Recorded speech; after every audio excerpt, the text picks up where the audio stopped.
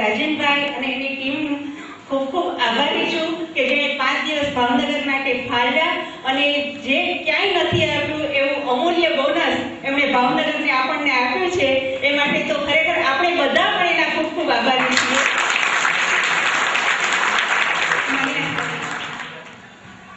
हमारा state bank of Saurashtra हमारा साथ है।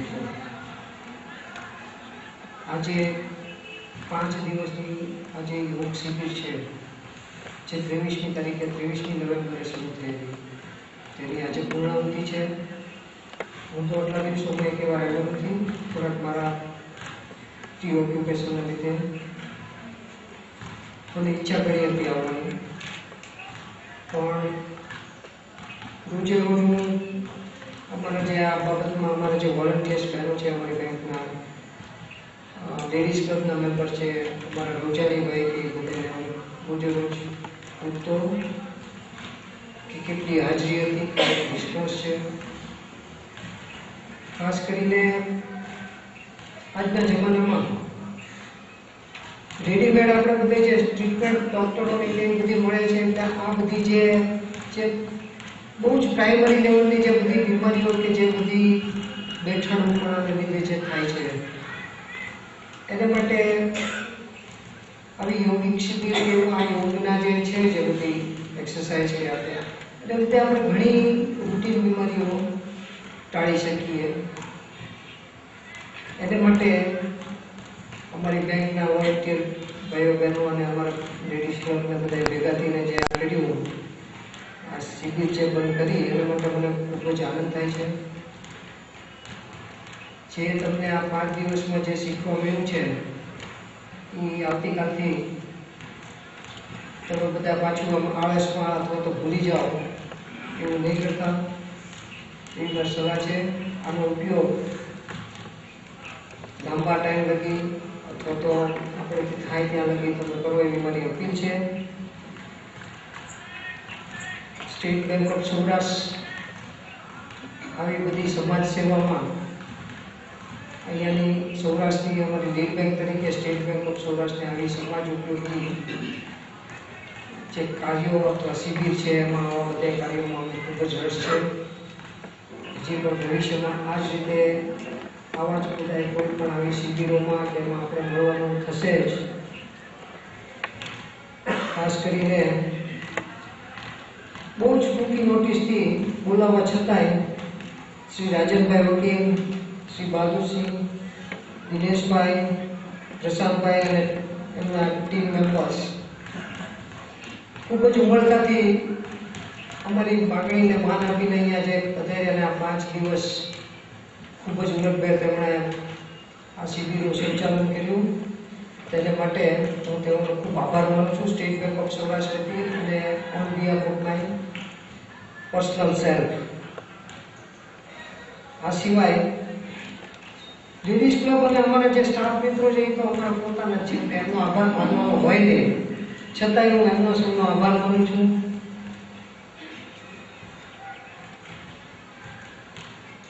ખાસ કરીને પહેલા 2 કે 3 દિવસ ગુરુકુળમાં અમને સારી જગ્યા ફાળવી તેના માટે શ્રી કેપી સ્વામીજીનો હું આભાર માનું છું. ભાવનગર યુનિવર્સિટીએ અમને આ બાકીના 2 કે 3 દિવસ માટે આપ્યો, તેના માટે હું તેમનો પણ આભાર માનું છું. અને આપ સૌને અહીંયા જે આ 5 દિવસમાં ઉપસ્થિત રહ્યા છો તે બધાને ખૂબ સારું સ્વાસ્થ્ય અને ખૂબ સારું આ નવું વિક્રમ સંવત ખૂબ સફળ થાય, ખૂબ સુખી થાવ એવી શુભેચ્છા સાથે હું વિરમું છું. આભાર.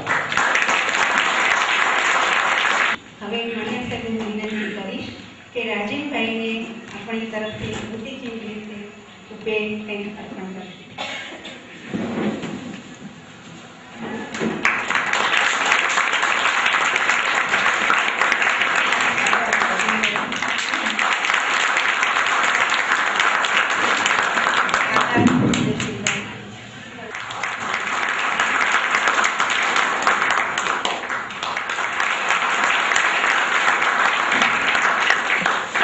આપણી વિનંતીને માન્ય કરીને રાજેશભાઈ તથા તેમની ટીમ આપણી વચ્ચે અહીંયા આવી છે. તેમને કોઈ પણ જાતની અગવડતા અમારા તરફથી પડી હોય તો એ માટે હું state bank of Saurashtra ladies club અને સમાજ સેવા બેન્કિંગ વતી તેમની માફી માંગુ છું. કેમ કે પહેલા 3 દિવસ આપણે ગુરુકુળમાં કરવાના હતા, પરંતુ એની બદલે આપણે 2.5 દિવસમાં તે પણ ખાલી કરવો પડ્યો અને આ નાનો હોલ મળ્યો. એમાં તમે બધા પણ અનુકૂળ થઈને અહીંયા આવો છો એ માટે આપ સર્વનો પણ હું ખૂબ ખૂબ આભાર માનું છું. અને રાજેશભાઈએ આપણને 5 દિવસની સેવી એ માટે જ આપી હતી. 3 દિવસ કીધા ત્યારે મેં રાજેશભાઈને કીધું કે રાજેશભાઈ તમે 3 દિવસમાં બતાવીને વયા જાઓ, એમાં તો હજી અમને થોડું સમજાવવું પણ ન હોય. તમે ઓછામાં ઓછા 5 દિવસ આપો તો અમારા મગજમાં થોડુંક કંઈક ઉતરે અને અમે એની પ્રેક્ટિસ કરી શકીએ.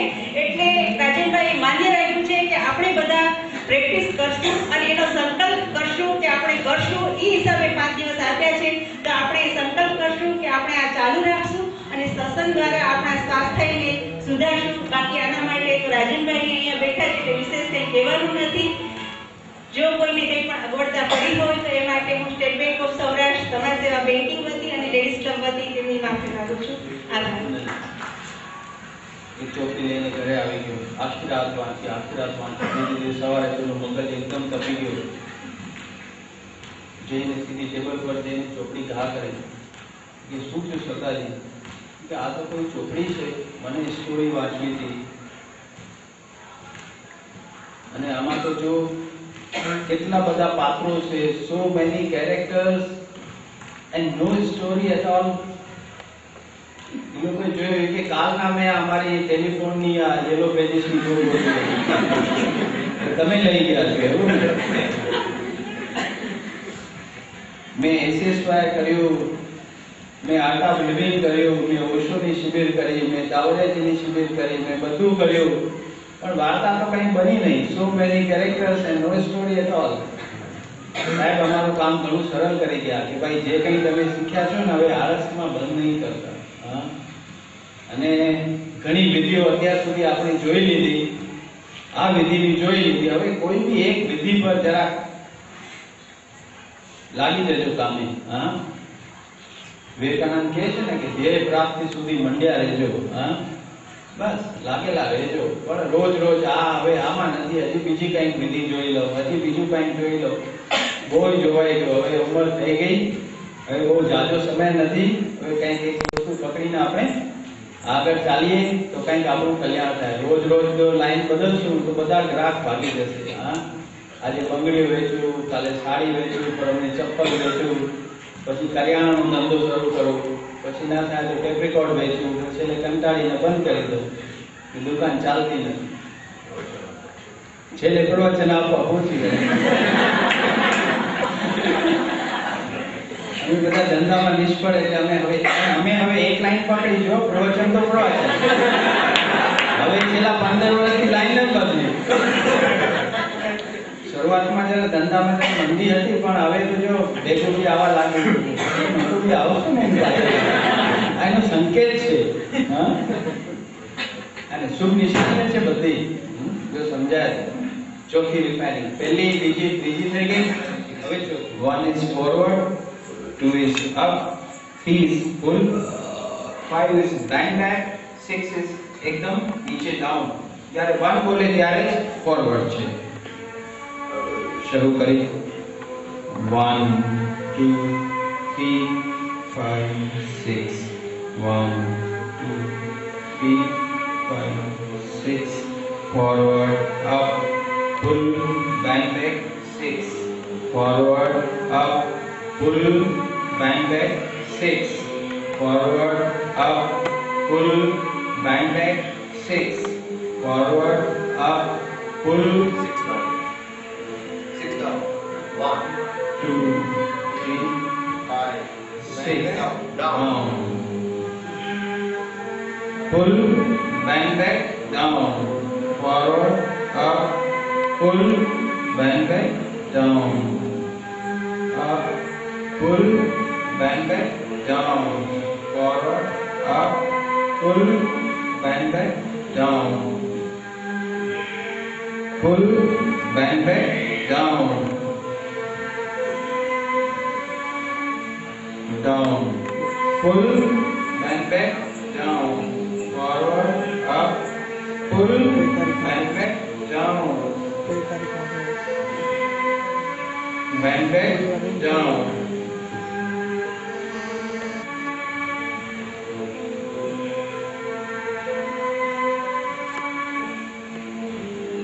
Forward, up, pull, bend back down. Forward, up, pull, bend back down.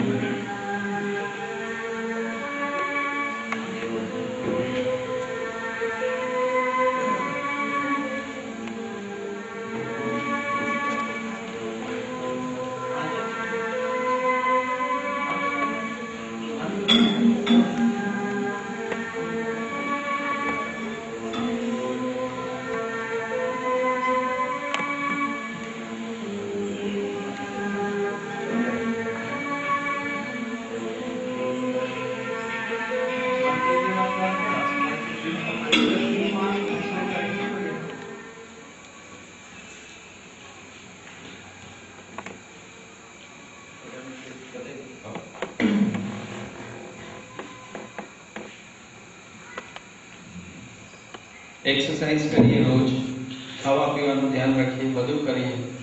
6 મહિનામાં સરખી એવી એનર્જી ભેગી કરીએ અને 6 મહિનામાં એક વખત ખાલી કમાન છટકે અને ખાલી 2 મિનિટ ગુસ્સો કરીએ જરા સરખે સરખો કે મેં તો આને બરાબરનો મેથી પાક આપી દીધો છે વાઈફને કે દીકરાને. ઘણી રીતે ઉડ્યો હોય વાઈફ આપી દે એ વાત જુદી છે, પણ ગમે એ ગમે એને મેથી પાક આપે. ગુસ્સો કર્યો, વાઇબ્રેટ કર્યું બરોબર જોરદાર. તાવરજી કહે છે 6 મહિનાની કરેલી કમાણી માઇનસમાં, અકાઉન્ટ માઇનસ.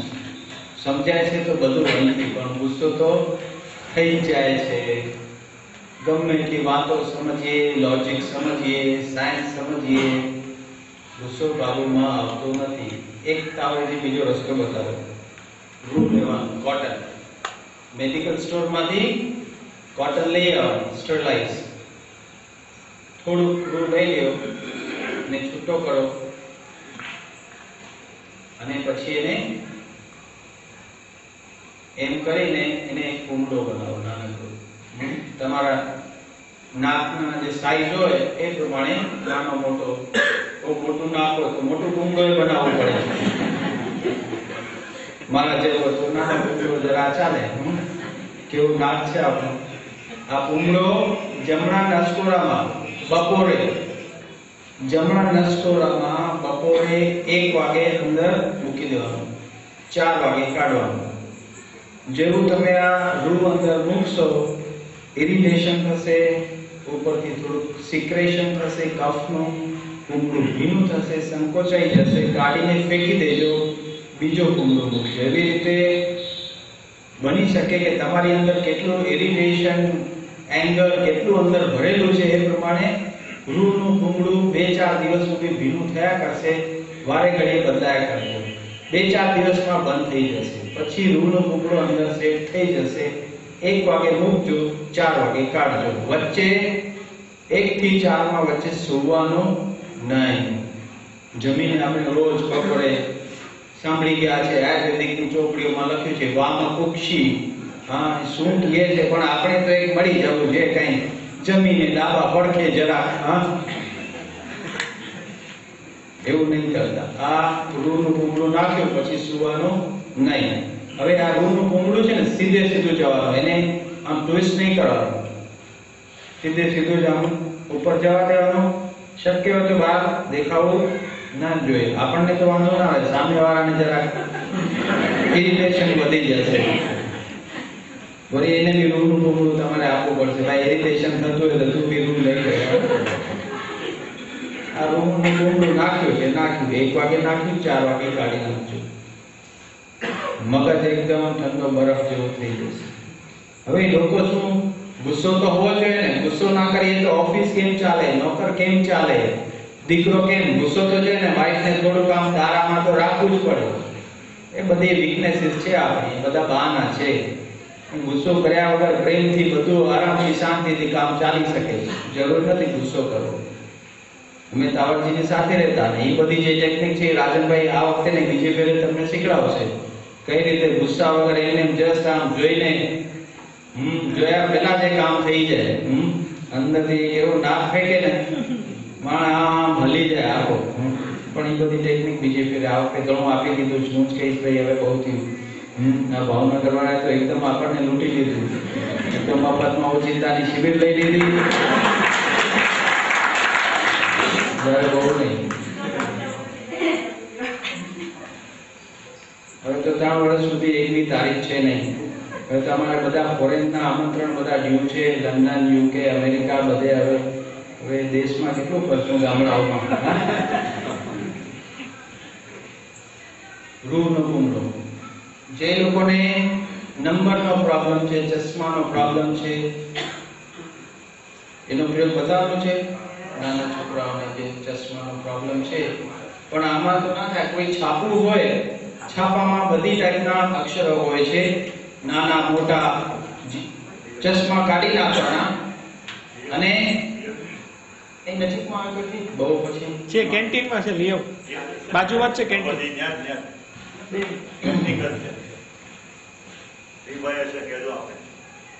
પણ આ બધા પ્રયોગો તમે કોઈ કરવાના છો ખરા? કે ખાલી જાણીને બીજાઓને કહેશો કા? આપણે દુનિયાનું કલ્યાણ કરવું છે.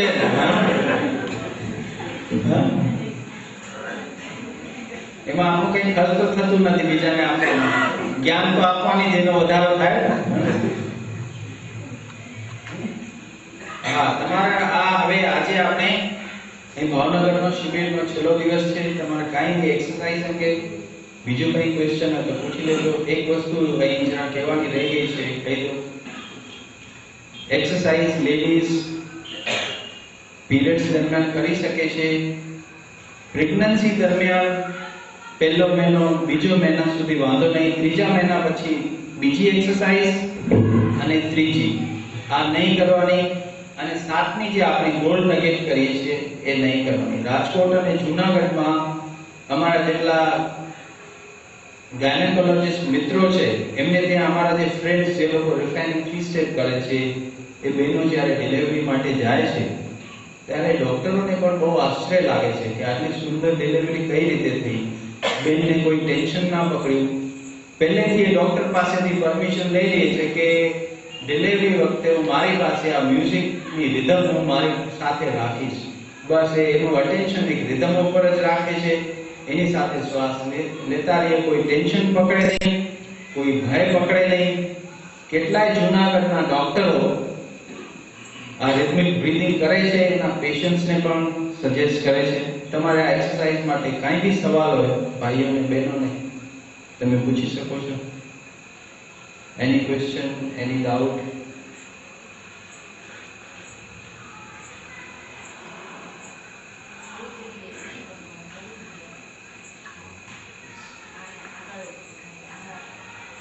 થોડું સર્ક્યુલેશન થોડા આપણા નર્વ્સ વીક થઈ જતા હોય છે જ્યારે ઉંમર થાય છે. તો ટોનિક લઈ કોઈ સારી ટોનિક 5 કોસ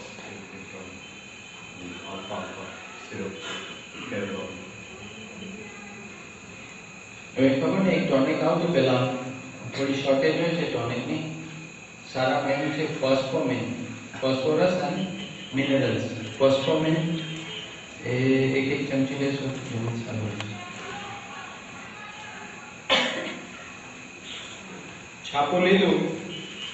જે લોકોને નંબર છે ચશ્મા કાઢી નાખે. હવે છાપામાં આ જાડા અક્ષર છે, એનાથી થોડા ઝીણા છે, એનાથી વધારે ઝીણા, એનાથી બી ઝીણા છે, હજી એનાથી બી વધારે ઝીણા અહીં છે. હવે ચશ્મા કાઢ્યા પછી નોર્મલ ડિસ્ટન્સ ઉપર, ડિસ્ટન્સ આમ વધારવાનું નહીં, બહુ નજીક બી નહીં લઈ આવવાનું.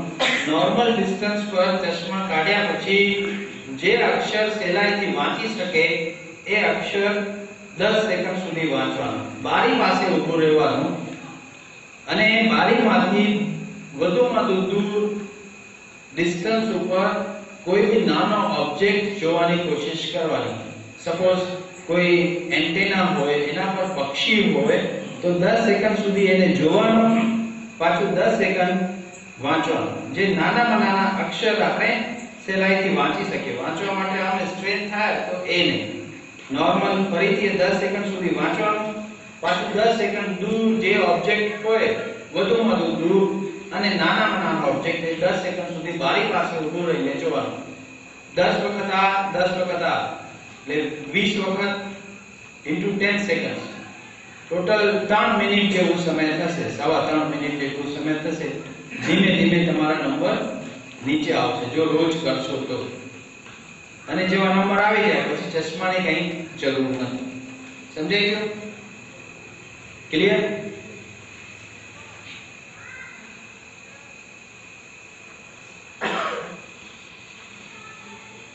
બીજા બધા જે પ્રયોગો છે બુક્સમાં આપેલા છે. એસિડિટી માટે માખણ પતાસાનો પ્રયોગ છે, વર્ષમાં 2 વખત. સ્ટમક માટે કેસ્ટર ઓઇલનો પ્રયોગ છે. દર અઠવાડિયે આપણું પેટ ક્લીન રહે, કેમ કે આપણે જે પ્રમાણેનું જીવન છે સ્ટમક ક્લીન નથી. સ્ટમક ક્લીન નથી, ભરાવો થાય છે બધું અંદર. 4 વખત જમીએ છીએ, 3 વખત જમીએ છીએ અને બધું અંદર. અને આજકાલ જે આંતરડાનું કેન્સર સંભળાય છે બહુ જ વધારે પડતું, તો દર અઠવાડિયે 1 ડ્રોપ યુકેલિપ્ટસ ઓઇલનું રાત્રે સૂતી વખતે કપમાં 1 ડ્રોપ લઈ લઈએ તો પેટની અંદર જે ઇન્ફેક્શન્સ, બેક્ટેરિયા, વાયરસ છે બધું નીકળી જાય. દર અઠવાડિયે 1 જ ડ્રોપ, 2 ડ્રોપ થઈ જાય પાણીમાં, નોર્મલ પાણીમાં એટલે રાત્રે સૂતી વખતે. મારે આ બસમાં જો અત્યારે છે ને માસ્કો જ્યાં પૂરો થાય છે છેલ્લા મકાનમાં તે જ સ્થળ છે એની કઈ વાળ જેવી ઝીણી છે તો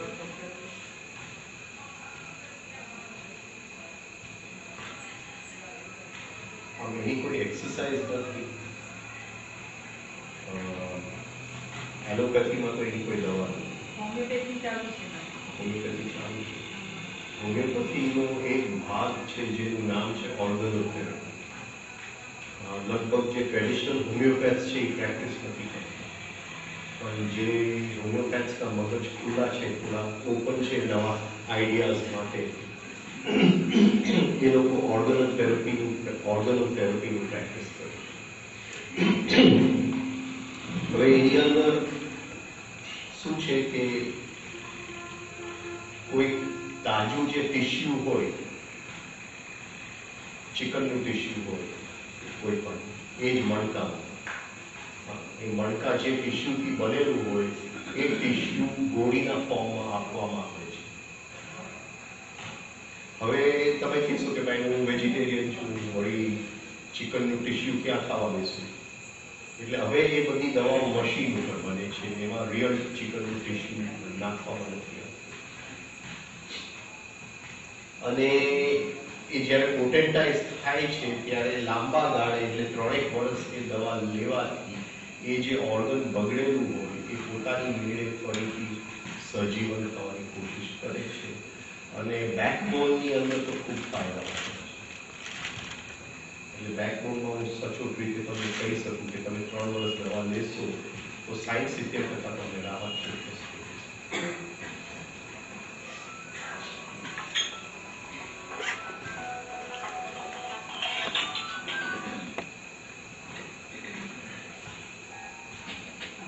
હાજી સર, બેસીને પૂછો. નાકમાં દૂર રાખવાની વાત છે ને, હાજી.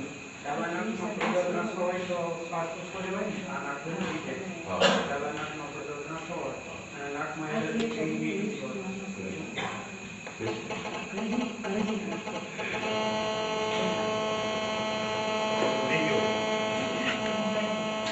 બીજું એ કહે છે કે એલર્જીક રાઇનાઇટિસ.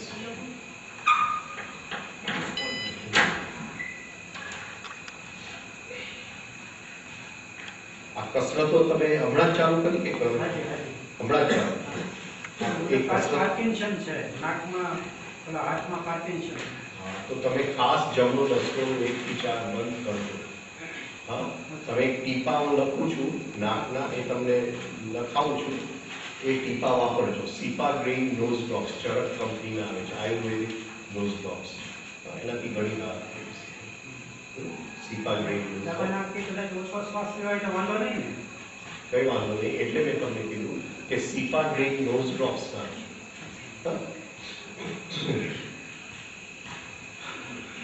એની અધર ક્વેશ્ચન? કોઈ બીજો પ્રશ્ન?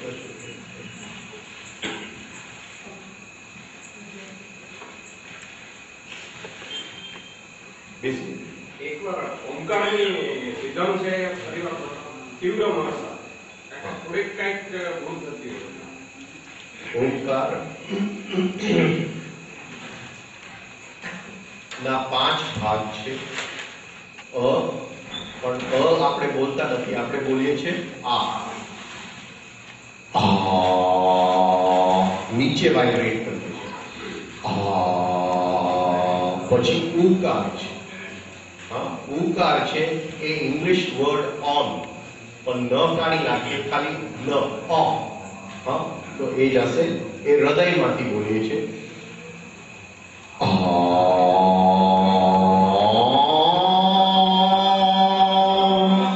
હા, એટલે અહીંયા હૃદયમાં આવશે.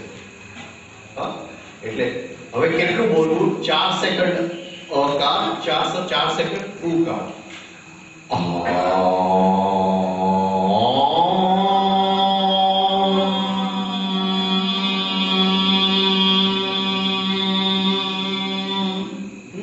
એ 20-25 ધીમે ધીમે 45 સેકન્ડ સુધી.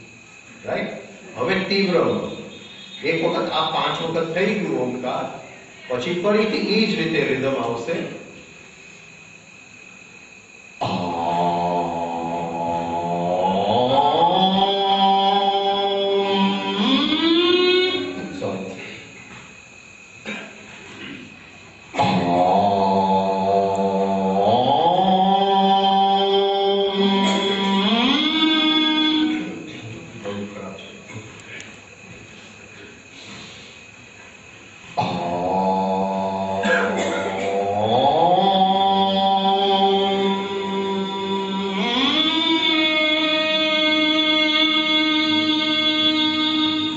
ઉપર લઈ જશે.